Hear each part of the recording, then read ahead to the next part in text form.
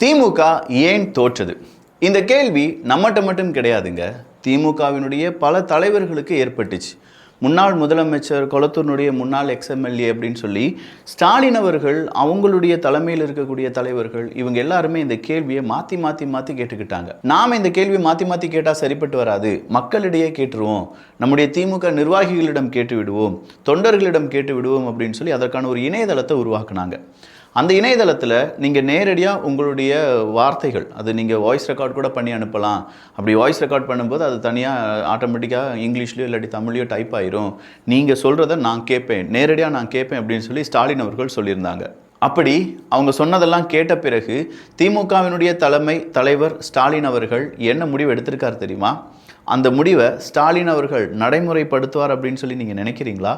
மாரிதாஸ் அவர்கள் கைது செய்யப்பட்டிருக்கிறாரே, திமுக மாதிரியே தாவேக்காவும் யூடியூபர்ஸ் எல்லாத்தையுமே கைது பண்ணுறதுக்கு முயற்சி பண்ணுறாங்களா? இப்படி பல கேள்விகளுடைய விடையாகத்தான் இந்த ஒரு பதிவு இருக்க போகுது. இது தமிழ் பொக்கிஷம் வழங்கும் ஆழமான அரசியல் சதுரங்கம்.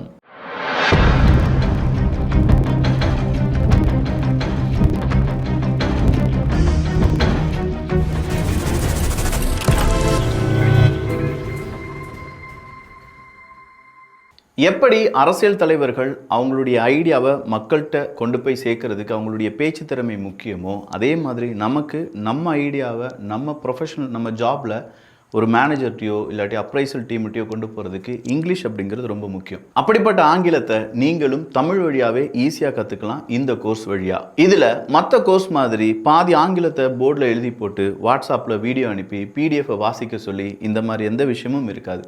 அதே மாதிரி 10 பேர் இருக்கக்கூடிய குரூப்பில் ஒரு நபரை எழுப்பி இங்கிலீஷில் பேசுன்னு சொல்லி அவமானப்படுத்தி அந்த மாதிரியான விஷயங்களும் இருக்காது. ஏன்னா முழுக்க முழுக்க உங்கள் கம்ஃபர்ட் ஜோனில் நீங்கள் தனிமையாக இருக்கும்போது, நீங்கள் உங்களுக்கான நேரத்தை கண்டெடுக்கும் போது, அது வழியாக ஆங்கிலத்தை பேசி ப்ராக்டிஸ் பண்ணுறதுக்காக 1000க்கும் அதிகமான ஸ்பீக்கிங் ஆக்டிவிட்டீஸை இவங்க ப்ரொவைட் பண்ணுறாங்க. ஸோ 24 மணி நேரமும் உங்கள் கூட பேசுகிறதுக்கு ஒரு ஏஐ டீச்சர் தயாராக இருப்பாங்க. அவங்க கூட பேசி ப்ராக்டிஸ் பண்ணி படிப்படியாக நீங்கள் அந்த ஸ்பீக்கிங் ஆக்டிவிட்டீஸை முடிக்கும்போது உங்களுடைய ஆங்கிலம் அடுத்த கட்டத்தில் இம்ப்ரூவ் ஆகிறத நீங்களும் படிப்படியாக கவனிக்க முடியும். இது இல்லாமல் உங்களுக்கு சப்போர்ட் பண்ணுறதுக்காக ஒரு ஹேபிட் மென்டார் அப்படிங்கிறவங்களையும் ப்ரொவைட் பண்ணுறாங்க. இங்கிலீஷை பேசி பயிற்சி எடுத்துக்கிட்டால் மட்டும்தான் ஃப்ளூயன்சி அப்படிங்கிறது அதிகமாகும். வெறுமனே சாட்ஜிபிடி, கூகுள் ஜெமினை மாதிரி இங்கிலீஷை வேடிக்கை மட்டுமே பார்க்காம ப்ராக்டிக்கலாக பேசி ப்ராக்டிஸ் பண்ணுறதுக்கான இந்த சூப்பர்னோவா கோர்ஸில் ஜாயின் பண்ணுறதுக்கான லிங்க் கீழே டிஸ்கிரிப்ஷனில் இருக்குது. அப் டு 75% ஆஃபர் லிங்க் இருக்குது. வேணுங்கிறவங்க இதை பயன்படுத்திக்கோங்க. திமுக தனித்து போட்டியிட வேண்டும் அப்படின்னு சொல்கிறது தான் அவங்களுடைய முடிவாக வந்திருக்கு. ஒரு கட்சி எப்போது அது மக்களிடையே பெரிய பேசு பொருளாக இருந்தாலும் மக்கள்கிட்ட கட்சி உருப்படியாக இருக்குப்பா, மக்கள் கட்சியை நம்புகிறாங்க அப்படின்னு சொல்கிறது ப்ரூவ் ஆகும் கேட்டிங்கன்னா அவங்க தனியாக போட்டி போட்டு வின் பண்ணும்போது மட்டும்தான். இல்லாட்டினா மாற்றி மாற்றி சொல்லிக்கிடுவாங்க, உன் வெற்றிக்கு நான் காரணம், என் வெற்றிக்கு நீ காரணம் அப்படின்னு சொல்லி. எங்கள் அம்மாலாம் சின்ன குழந்தையாக படிச்சுட்டு இருக்கும்போது ஸ்கூலுக்கு போகும்போது என்ன செய்வாங்களாம், ஸ்கூல் லேட்டாக போயிடுச்சுன்னா யாராவது ஒரு ஃப்ரெண்டும் சேர்ந்து இருப்பாங்கல்ல, மாற்றி மாற்றி காதை பிடிச்சி ஒன்னால் நான் கெட்டேன், என்னால் நீ கெட்ட, ஒன்னால் நான் கெட்டேன், என்னால் நீ கெட்ட அப்படின்னு சொல்லி தோப்புக்கரணம் போடணுமா. அதே மாதிரி தான் இந்த கூட்டணி அப்படிங்கிறது, ஒன்னால் நான் கெட்டேன், என்னால் நீ கெட்ட, ஒன்னால் நான் வின் பண்ணேன், என்னால் நீ வின் பண்ண அப்படின்னு சொல்லி மாற்றி மாற்றி பேசிக்கிடுவாங்க. இப்போ கூட பாருங்களேன், காங்கிரஸ் டோட்டலாக திமுகவை கை கழுவிட்டு வந்துருச்சு. இன்றைக்கி 8ஆம் தேதி இந்தி கூட்டணியினுடைய அந்த கூட்டத்தில் திமுக நாங்கள் புறக்கணிக்கிறோம் அப்படின்னு சொல்லிட்டாங்க. காங்கிரஸை எதிர்த்து டெல்லியிலேயே பேனர் வைக்கிறாங்க திமுக காரங்க அப்படிங்கிற அளவுக்கு பெருசாக பேசு பொருளாக இருந்துச்சு. இனி நாங்கள் காங்கிரஸ் கூட்டணி கூட கிடையாது, அதாவது இந்தி கூட்டணி கிடையாது, இன்னொரு கூட்டணி உருவாகும். அந்த கூட்டணி அது பிஜேபிக்கு எதிராக மதசார்பற்ற கூட்டணியாக உருவாகும். அந்த கூட்டணியில் நாங்கள் இணைவோம் அப்படின்னு சொல்லி இன்றைக்கி திமுக சார்பாக ஒரு புது விளக்கத்தை கொடுத்திருக்கிறார்கள். இந்தி கூட்டணி முடிஞ்சு போச்சு அப்படின்னு சொல்லி யார் நினைக்கிறாங்க? திமுக நினைக்கிறாங்க. ஸோ இப்படியெல்லாம் இருந்து காங்கிரஸ் அப்படிங்கிற அந்த கட்சியை இவங்க என்ன சொல்கிறாங்கன்னா, என்னால் தானே நீ ஜெயிச்ச என்று சொல்லாமையே வெளியில் போயிட்டே அப்படின்னு சொல்லி இவங்க கேட்குறாங்க. யார்? திமுக கேட்குறாங்க. காங்கிரஸ் என்ன கேட்குறாங்கன்னா, என்னாலையும் நீ ஜெயிச்சிருக்கீல்ல, நானும் உனக்காக ஃபீல்டு ஒர்க் பண்ணியிருக்கேன்ல, அப்போ நானும் தான் உன்னுடைய வெற்றிக்கு காரணம், நான் ராஜினாமா பண்ணுறதா இருந்தால் நீயும் ராஜினாமா பண்ணிடு அப்படின்னு சொல்லி மாற்றி மாற்றி அவங்களுடைய சண்டை அப்படிங்கிறது புகைச்சலாகவே மாறிட்டு இருக்கு. ஸோ இந்த நேரத்தில் தான் திமுக தனித்து போட்டியிட வேண்டும், திமுகவினுடைய நிர்வாகிகள் எல்லாரும் நம்மகிட்ட அதை தான் சொல்லியிருக்காங்கன்னு சொல்லி ஒரு முடிவு வந்திருக்கு. ஆனால் அந்த முடிவை திமுக ஒருவேளை சரியான முடிவு தான், நம்ம தனித்து தான் போட்டியிட போகிறோம் அப்படின்னு சொல்லி போட்டிட்டாங்கன்னு வச்சுக்கோங்களேன், இங்கே சான்ஸே கிடையாது. ஏன்னா திமுகவுக்கு அவ்வளோ பெரிய வாக்கு வங்கி இருக்கான்னு கேட்டால் இல்லை. அந்த திமுக இனிதான் அந்த வாக்கு வங்கியை உருவாக்க வேண்டும். திமுகக்குன்னு ஒரு வாக்கு வங்கி இருக்குது, அது இல்லைன்னு சொல்ல முடியாது. ஆனால் தனித்து போட்டி போட்டு அதில் நாங்கள் வெற்றி அடைந்து விடுவோம், மெஜாரிட்டியான ஒரு ஆட்சியை நாங்கள் அமைத்து விடுவோம் அப்படின்னு சொன்னால் அது கனவுலையும் நடக்காது. ஸோ அதுக்கு திமுக என்ன செய்யணும்னா ரொம்ப பெரிய அளவில் ஹார்ட் ஒர்க் பண்ணணும். இப்போ இருக்கக்கூடிய தாவேக அரசாங்கத்தை எதிர்த்து அவங்களை எதிர்க்கிறோம் அப்படிங்கிறது இல்லை, மக்களுக்கு நல்லது செய்வதற்கு தாவேக அரசாங்கத்தை ப்ரெஷர் கொடுக்கணும். நீங்கள் மக்களுக்கு இது நல்லது செய்யலை, இந்த திட்டத்தை செயல்முறைப்படுத்தலை, இந்த இடத்துல மதுபான கடைகளை அடைக்கவில்லை, இந்த இடத்துல நீங்கள் பாலம் சரியாக போடலை, இந்த இடத்துல நீங்கள் தொழில் முனைவோர்களை உள்ளே கொண்டு வரல, இப்படின்னு சொல்லி கன்ஸ்ட்ரக்டிவான கிரிட்டிசிசம் வச்சு அந்த கிரிட்டிசிசம் மக்கள் மத்தியில் பேசு பொருளாக மாற வேண்டும். ஆமாம், திமுக நமக்காக தான் செய்கிறாங்க, பாருங்களேன், அவங்க ஆளும் கட்சியாக இருந்தபோது கூட இப்படி செய்யலை, எதிர்கட்சி அவங்க சூப்பராக செய்கிறாங்க, ஸோ அந்த திட்டத்தெல்லாம் இப்போ திமுக கேட்கறதுனால நாமும் கேட்போம் அப்படின்னு சொல்லி மக்கள் மத்தியில் அது பேசு பொருளாக மாறி அது ஒரு பெரும் மாற்றமாக மாற வேண்டும். அப்படி இருந்தால் மட்டும்தான் தனித்து போட்டி அப்படிங்கிறத திமுக யோசிக்க முடியும். இல்லாமல் சும்மா வாய்ஸ் அவடாளுக்கு சொல்லிட்டு போயிடலாம், எங்களுடைய தொண்டர்கள் தனித்து போட்டியிட சொல்லியிருக்காங்க, நாங்கள் தனித்து போட்டியிட போகிறோம், அதெல்லாம் ஒரு வெங்காயமும் நடக்காது அப்படின்னு சொல்லியிருக்காங்க. ஏன் நடக்காது அப்படின்னு நம்ம பார்த்துடலாம். ஏன்னா எலெக்ஷன் வர்றதுக்கு இன்னும் 5 வருஷம் இருக்குது. உள்ளாட்சி தேர்தலை கூட விட்டுருங்களேன், அடுத்த எலெக்ஷன் வர்றதுக்கு இன்னும் 5 வருஷம் இருக்குது சாலிடாக. அந்த 5 வருஷத்தில் இந்த எலெக்ஷன் இல்லாட்டி இந்த அரசியல் சார்ந்து இருக்கக்கூடிய நிகழ்வுகள் என்ன வேணாலும் எப்படி வேணாலும் மாறி போகலாம். ஸோ இப்போவே நான் தனித்து தான் போட்டியிட போகிறேன் அப்படின்னு சொல்லி திமுக சொல்லிட்டாங்கன்னு வச்சுக்கோங்களேன், இந்த 5 வருஷத்தில் நடக்கக்கூடிய மாற்றங்களை வைத்து அவங்களால கூட்டணி சேர்க்க முடியாது, கூட்டணி இல்லாமல் அவங்களால ஒரு கட்சியோ ஒரு ஆட்சியோ எதிர்த்து நிற்க முடியாது. இப்படி பல பிரச்சனைகள் திமுகவுக்கு அடுத்தடுத்ததாக வந்துக்கிட்டே இருக்கும். ஸோ இந்த பிரச்சனை எதுவுமே வேண்டாம், நாம் ஜெயிக்கணும் அப்படின்னா கூட்டணி வச்சாவது ஜெயிக்கணும். இந்த முறை எதுக்காக 28 கட்சிகளுடன் கூட்டணி வச்சாங்க திமுக? என்னானாலும் சரி நம்ம ஜெயித்தே ஆக வேண்டும் அப்படிங்கிற ஒரே கங்கணம் மட்டும்தான். 2வது முறையாக திமுக ஆட்சி அமைத்தது இல்லை. தொடர்ந்து 10 ஆண்டுகள் திமுக ஆட்சி அமைத்த சரித்திரம் கிடையாது. அந்த சரித்திரத்தை நான் உருவாக்குவேன் அப்படின்னு சொல்லி தான் ஸ்டாலின் அவர்கள் இந்த ஒரு எலெக்ஷனை எதிர்கொண்டார்.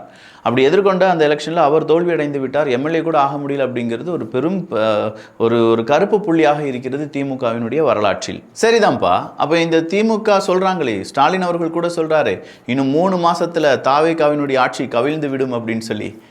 வெயிட் அ மினிட், 2017 ஐயா ஸ்டாலின் அவர்கள் அதிமுக ஆட்சி இன்னும் 6 மாதங்களில் கவிழ்ந்து விடும் அப்படின்னு சொல்லி ஆருடம் சொல்லியிருக்கிறார். நம்ம ஊரில் பாபா வாங்க பதிலாக ஸ்டாலின் வாங்க அவர்கள் 6 மாதம்தான், அதிமுகலாம் முடியாது, அவ்வளோதான் முடிஞ்சு போச்சு அப்படின்னு சொல்லி அதிமுக ஆட்சி கவிழும் 2017 அவர் போட்ட ட்வீட். அப்போ அதிமுக ஆட்சி கவிழாமல் 2021 வரை கொண்டு வந்துட்டாங்கல்ல, அதே மாதிரி அதே பல்லவி தான். தேஞ்சு போன ரெக்கார்டை மறுபடியும் தூக்கி போட்டு அதே இடத்துல போட வச்சிங்கன்னா கிங்கி கிக்குன்னு சொல்லிட்டு மறுபடியும் விக்கி பாடுமா. அதே மாதிரி தான் இருக்குது. நீங்கள் 2017 இந்த ஆட்சி கவிழ்ந்து விடும் அப்படின்னு சொல்லியிருக்கீங்க, 2026 இந்த ஆட்சி கவிழ்ந்து விடும் அப்படின்னு சொல்லியிருக்கீங்க. அது நடக்காததுனால ஒருவேளை இதுவும் நடக்காதோ அப்படின்னு சொல்லி பலரும் காத்து கொண்டிருக்கிறார்கள். சில நபர்கள் சந்தோஷமாக இருக்காங்க. தமிழகத்தில் கட்டுமான பொருட்கள் கடும் உயர்வு அப்படிங்கிற ஒரு செய்தியை இன்னைக்கு பல ஊடகங்கள் வெளியிட்டிருப்பார்கள். டி.கே. பிரபு அவர்கள் எதை தொட்டிருக்காரு தெரியுமா? மிகப்பெரிய அளவில் ஒரு மாஃபியா, கனிமவள மாஃபியா அப்படிங்கிறத அவர் தொட்டிருக்கார். பல கல்குவாரிகளுக்கு சீல் வச்சிருக்காரு, பல கல்குவாரிகள் தற்காலிகமாக மூடப்பட வேண்டும் அப்படின்னு சொல்லியிருக்காங்க, ஏகப்பட்ட லாரியை பிடிச்சிருக்காங்க. இது எல்லாம் செஞ்ச ஒரு மனுஷனை எந்த அளவுக்கு அவங்க ப்ரெஷர் கொடுப்பாங்க நீங்களே சொல்லுங்கள். இவ்வளோ நாள் பணம் கோடியாக பார்த்த சில நபர்கள், ஏய் கூட்டுங்கயா, கல் மண் எல்லாத்துக்கும் விலையை கூட்டுங்கயா, நம்ம இங்கே அடிக்கிற அடியில் கட்டுமானம் அப்படிங்கிற அந்த வேலையை நின்றுரும். அப்படி நின்ன பிறகு மக்கள் எல்லாம் கோபப்படுவாங்க. பாருங்கள், 650 ரூபாய்க்கு யூனிட் மண் வாங்கிட்டு இருந்தேன், இப்போ 900 ரூபாய்க்கு வாங்க வேண்டியதாக இருக்குது, 1000 ரூபாய்க்கு வாங்க வேண்டியதாக இருக்குன்னு சொல்லி எல்லாருமே என்ன செய்வாங்க? பெரிய அளவில் போராட்டத்தை குதிப்பாங்க. அந்த நேரம் வேறு வழியே இல்லாமல் நாம் என்ன செய்து தான் ஆக வேண்டும்? நமக்கு அந்த கல்குவாரி எல்லாமே ரீஓப்பன் பண்ணித்தானே ஆகணும், செய்கிறத செய்யட்டும், நாமளும் செய்வோம் அப்படின்னு சொல்லி ஒருவேளை ஒரு மாஃபியா இயங்குவதற்கான வாய்ப்புகள் இருக்கா இல்லையா? என்னையா நடக்கிறதெல்லாம் சொல்லிட்டேனா? இதுதானே நடக்கும், வேறு என்ன நடக்க போகுதுன்னு நினைக்கிறீங்க? ஸோ இப்போ என்ன நடந்துட்டுருக்கு? அப்போ நம்ம ஊரில் இந்த கல்குவாரிகள் எல்லாம் இயங்கப்படாமல் இருந்ததுனால தான் இங்கே விலை ஏற்றம் நடந்துருச்சு அப்படின்னு சொல்லி யாராவது நம்பினாங்கன்னா அதை விட பெரிய முட்டாள்தனம் வேறு எதுவுமே கிடையாது.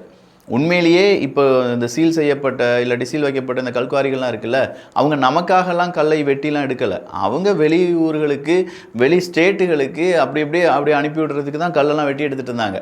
இப்போ நம்ம என்ன செய்யணும்? நம்ம அமைச்சர் என்ன செய்யணும்னா, சரி யார் யார் எவ்வளோ கூட்டியிருக்கீங்க, விலை இப்படி கூடியிருக்கு அப்படின்னு சொல்லி அதில் ஒரு ஆய்வு நடத்தணும்.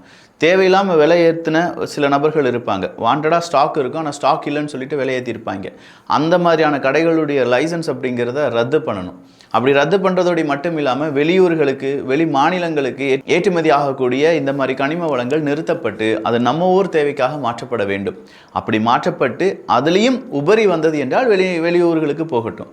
உபரி வரல அப்படின்னா நம்முடைய தேவைக்கு லைசன்ஸ்டு வெர்ஷன்ஸாக இருக்கக்கூடிய கல்குவாரிகள்கிட்ட தேவைகள் அப்படிங்கிறது பூர்த்தி செய்யப்பட வேண்டும். இல்லை இதெல்லாம் முடியாது, வெளிநாடுகள்லேருந்து தான் மணல் இறக்குமதி பண்ணோன்னா அதுக்கான பாசிபிலிட்டிஸ் என்ன அப்படிங்கிறத நம்ம இறக்குமதி செய்வதற்கான பாசிபிலிட்டிஸ் எடுத்து நம்ம இறக்குமதி செஞ்சு நம்முடைய கட்டுமான துறைகளை மேம்படுத்த வேண்டும். இதை தான் செய்ய வேண்டுமே தவிர இவனுடைய உருட்டல் மிரட்டலுக்கெல்லாம் நம்ம பயந்துட்டோம்னு வச்சுக்கோங்களேன், இதே மாதிரியான ஒரு எழுச்சி அணி வரப்போகிறதும் கிடையாது. கல்குவாரி 2000 அடி 3000 அடி அப்படின்னு சொல்லிட்டு அவனு பாட்டுக்கு இருக்கக்கூடிய எல்லா இயற்கை வளத்தையும் அழித்து விடுவார்கள். கோடி கோடியாக சம்பாதிப்பதற்கு இந்த மாதிரி மாஃபியா சில வேலைகளில் ஈடுபடும். ஆனால் இதுக்கு ஃபுல் சப்போர்ட் கொடுக்க வேண்டியது யார் அப்படின்னு பார்த்தீங்கன்னா மக்களாகிய நாம் தான். என்னப்பா கல்லுக்க விலை தெரியுமா, ஜல்லிக்க விலை தெரியுமா?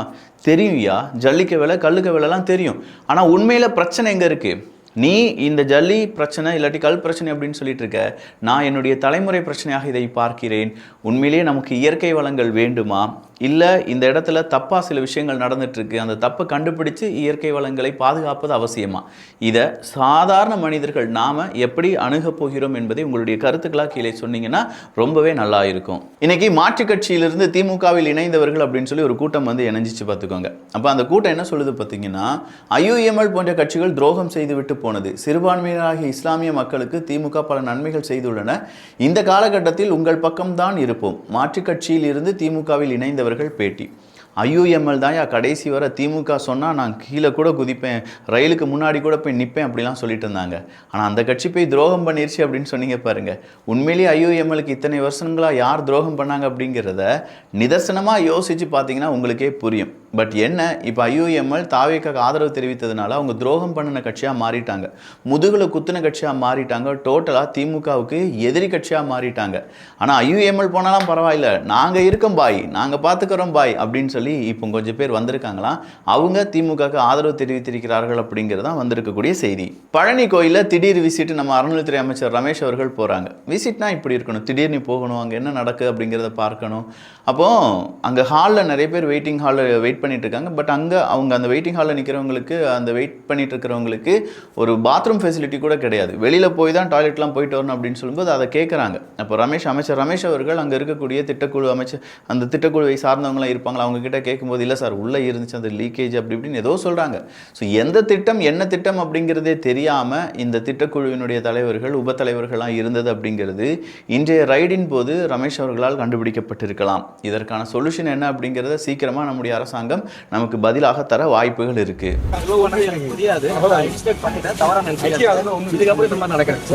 அதே மாதிரி இந்த ரமேஷ் அவர்கள் விட்டு போன ஒரு விழா நடக்குது. அந்த விழாவில் ஒரு பேனர் வைக்கிறாங்க அரசு அதிகாரிகள். அந்த பேனரில் எம்எல்ஏவினுடைய, அதிமுக எம்எல்ஏவினுடைய பெயர் அப்படிங்கிறது இல்லை. உடனடியாக போய் மன்னிப்பு கோரி இது மாதிரி இனிமேல் தப்பு நடக்காது மன்னிச்சுக்கோங்க அப்படின்னு சொன்ன அந்த மனசு இருக்குது பார்த்தீங்களா, வேற லெவல்யா. இந்த மாதிரி நல்ல நாகரிக அரசியலாக நம்ம செஞ்சுட்டு இருந்தோம்னு வச்சுக்கோங்க, சீக்கிரமாகவே மக்கள் மத்தியில் வேற லெவல் இடம் பெற்று விடலாம். இன்னொரு செய்தி, இங்கே அதிகாரிகள் தப்பு செய்கிறாங்க அப்படின்னு சொன்னதற்கான சிறந்த உதாரணத்தை நம்ம பார்க்க போகிறோம். திருவண்ணாமலை மாவட்ட ஆட்சியர் அலுவலக வளாகத்தில் மக்கள் குறைதீர்வு ஏசி அரங்கில் அதிகாரிகள் மட்டும் அமர்ந்து கொண்டு மனு அளிக்க வந்த பொதுமக்களை கடும் வெயிலில் நிற்க வைத்த விவகாரம். இந்த செய்தி உடனடியாக செய்தி ஊடகத்தில் பரவுது. அப்படி பரவன உடனே அங்கே இருக்கக்கூடிய மக்கள் எல்லாத்தையும் கூப்பிட்டு வந்து ஏசி அறையில் உட்கார வச்சு, என்னப்பா உங்களுக்கு வேணும், என்னதான் பிரச்சனை அப்படின்னு சொல்லி கேட்டாங்களாம். பாருங்களேன், ஏசி அறையில் உட்கார்ந்து கொண்ட அதிகாரிகள் இன்னைக்கு மக்களையும் ஏசி அறையில் உட்கார வைத்திருக்கிறார்கள், அவங்களுடைய மனுக்களை வாங்கி படிக்கிறார்கள் அப்படின்னு சொல்றதெல்லாம் பெரும் ஒரு மாற்றம் தான். வேண்டுமென்று ஒரு சில நபர்கள் வந்து அந்த ஃபியூஸ் எல்லாம் பிடிங்கி திருடிட்டு போற மாதிரி, ஏன்னா ஒரு இடத்துல ரிப்பீட்டடா திரும்ப பிரச்சனை வந்துட்டு இருக்கு. என்னன்னு சிசிடிவி அனைத்தும் ஆராய்ந்த பொழுது அவர்களும் ஒரு சில பேர் வந்து நபர்கள் வேண்டுமென்று அதை வந்து திரும்ப திருடி போறதும் அதை எடுத்து அதை ஆஃப் பண்றதும் பார்த்தோம். உடனடியாக காவல் நிலையத்தில் கம்ப்ளைண்ட் கொடுக்க சொல்லியிருக்கு. முடிஞ்ச உடனே காவல் நிலையத்தில் கம்ப்ளைண்ட் கொடுக்கும், நம்மளே அந்த வீடியோ வெளியிடுறோம். ஸோ நிறைய இடத்துல இந்த மாதிரி திட்டமிட்டமும் செய்யப்பட்டு வருகிறது. அதை விட ரொம்ப கொடுமை என்ன தெரியுமாங்க, நிறைய இந்த ஃபியூஸ் கட்டையெல்லாம் தூக்கிட்டு ஓடிடுறாங்களாம். இரவு பிறகு தாவை காட்சிக்கு மேலே மக்களுக்கு கோபமே வரமாட்டுக்கு, மின்தடை ஏற்படுத்த வேண்டும், எல்லாரும் போய் ஃபியூஸ் கட்டையை திருடிட்டு வந்துருங்கடா அப்படின்னு சொல்லி ஃபியூஸ் எல்லாம் திருடிட்டு வர சொல்லியிருக்காங்க. இதில் என்ன கொடுமை அப்படின்னா, இந்த கண்ணாடியை திருப்பினா ஆட்டோ ஓடும் அப்படின்னும், சீப்பை மறைச்சி வச்சுட்டோன்னா கல்யாணம் நின்றுடும் அப்படின்னும் நினச்சிருக்கக்கூடிய கோஷ்டி மத்தியில் இந்த மாதிரி ஃபியூஸை உருவிட்டு போயிட்டா முடிஞ்சு போச்சு, எனக்கு எலக்ட்ரிசிட்டியே வராது அப்படின்னு சொல்லி நிறைய பேரை நம்ப வச்சுருக்காங்க. பட் வீடியோ எவிடன்ஸ் வழியாக அப்படி சில நபர்களை நாங்கள் அரெஸ்ட் பண்ண போகிறோம் என்கிற தகவலை சிடிஆர் நிர்மல்குமார் அவர்கள் தெரிவித்திருக்கிறார்கள். சரி, மாரிதாஸ் அண்ணனை அரெஸ்ட் பண்ணிட்டாங்க. ஒரு யூடியூபராக அந்த அரெஸ்ட்டை எப்படி நீங்கள் பார்க்கிறீர்கள் விக்கி அப்படின்னு சொல்லி ஒரு கேள்வி. அந்த கேள்விக்கு பதில் என்னன்னா, மாரிதாஸ் அவர்கள் தாவேகா மீது கடுமையான விமர்சனம் வைத்து வருகிறார். அதில் எந்த மாற்று கருத்தும் கிடையாது. அவர் கண்டிப்பாக வைக்கணும். அவருக்கு தெரிந்த உண்மைகளை அவர் வெளியில் கொண்டு வரணும். பட் அங்கே இப்போ கேஸ் எப்படி ஃபைல் ஆகிருக்கு அப்படிங்கிற அந்த 3 விஷயத்தை பார்க்கலாம். பெண்ணின் கண்ணியம் மற்றும் மரியாதையை புண்படுத்தும் வகையிலான வார்த்தைகளை பயன்படுத்துதல். அவர் பேசியிருந்தார். அந்த வார்த்தைகள் வந்து ரொம்ப தடித்த வார்த்தைகளாக இருந்து, அதாவது அவர் அவாய்ட் பண்ணியிருந்திருக்கலாம்.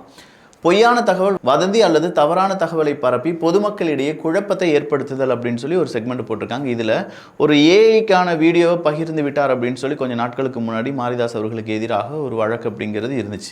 அதை தாண்டி அவர் வேற ஏதோ ஜோடிக்கப்பட்ட இல்லாட்டி ஒரு குழப்பத்தை ஏற்படுத்துவதற்காகவே நிறைய விஷயங்கள் வீடியோ எவிடன்ஸை இல்லாமையே வீடியோ பப்ளிஷ் பண்ணுறார் அப்படின்னு சொல்லி ஒரு குற்றம். சமூக ஊடகம் போன்ற மின்னணு வழிகளை பயன்படுத்தி ஆள்மாறாட்டம் செய்து மோசடி செய்வது ஆகிய 3 பிரிவுகள் தான் மாரிதாஸ் அவர்கள் மீது சைபர் கிரைம் போலீசார் வழக்கு பதிவு செய்திருக்கிறார்கள். ஸோ ஆள்மாறாட்டம், டிஜிட்டல் ஆள்மாறாட்டம் அப்படிங்கிறத செய்திருக்கிறார் அப்படின்னு சொல்லி யார் கண்டுபிடிச்சிருக்காங்க? இந்த சைபர் கிரைம். அதனால தான் மாரிதாஸ் அண்ணன் அவர்கள் அரசு செய்யப்பட்டிருக்கிறார். பட் இதை வன்மையாக கண்டிக்கிறோம் அப்படின்னு சொல்லி நிறைய பேர், அதுவும் திமுக காரங்களாம் சொல்லிட்டு இருக்காங்க. மாரிதாஸ் அவர்கள் மீது கரிசனை காண்பிக்கக்கூடிய மனிதர்கள் இப்போதைய அதிமுகவினர் மற்றும் திமுகவினர் என்பதும் குறிப்பிடத்தக்கது. பழைய ஃபோட்டோ, அதாவது இப்போ மேயர், துணை மேயர், இப்போ நீங்கள் திருநெல்வேலி மேயர் எடுத்து பாருங்களேன். திருநெல்வேலி மேயர் சோஃபாவில் உட்காந்து வேலை பார்த்துட்டு இருக்காராம். ஏன்பா அவருக்குன்னு ஒரு சேர் போடலையா? ஏன்னா பைல்ஸா அப்படின்னு கேட்டால், இல்லை சார், அங்கே வந்து சிஎம் அவர்களுடைய புகைப்படம் ஒட்டி இருக்குது, புதுசாக வச்சுருக்காங்க. அந்த சிஎம் புகைப்படம் இருக்கிறதுனால அந்த சேரில் உட்கார மாட்டாராம். ஏன்னா ஸ்டாலின் அவர்களும் கலைஞர் அவர்களும் அப்படின்னு சொல்லக்கூடிய புகைப்படம் இருந்தார்கள் என்றால் அந்த எனக்கு வேலை செய்ய நல்லா தெரியும். ஆனால் இப்படி விஜய் அவர்களுடைய புகைப்படத்தை பார்த்து எனக்கு வேலை செய்ய முடியல அப்படின்னு சொல்லியிருக்கார். இது மட்டும் கிடையாதுங்க. நிறைய மேயர், துணை மேயர் அவங்க அந்த கூட்டத்துக்கு வரும்போது ஸ்டாலின் அவர்களுடைய புகைப்படத்தை கொண்டு எங்களுக்கு எப்பவுமே முதலமைச்சர் ஸ்டாலின் அவர்கள் தான் சொல்லியிருக்காங்க. இந்த மாதிரி மேயர்ஸ் அடுத்த தடவை நம்ம ஜெயிக்க வச்சிட்டோம்னு வச்சுக்கோங்களேன், முடிஞ்சு போச்சு. கோவிந்தா கோவிந்தா கோவிந்தா. இதுக்கான அர்த்தம் உங்களுக்கே புரிஞ்சு நான் நினைக்கிறேன், நம்புகிறேன். ஸோ சூப்பர்னோவாவில் ஜாயின் பண்ணி ப்ராக்டிக்கலாக இங்கிலீஷை பேசி உங்களுடைய ஆங்கிலத்தை அடுத்த கட்டத்துக்கு கொண்டு போகிறதுக்கான லிங்க் கீழே டிஸ்கிரிப்ஷனில் இருக்குது. அப் டு 75% டிஸ்கவுண்ட் கிடைக்க வாய்ப்புகள் இருக்குது. வேணுங்கிறவங்க பயன்படுத்திக்கோங்க.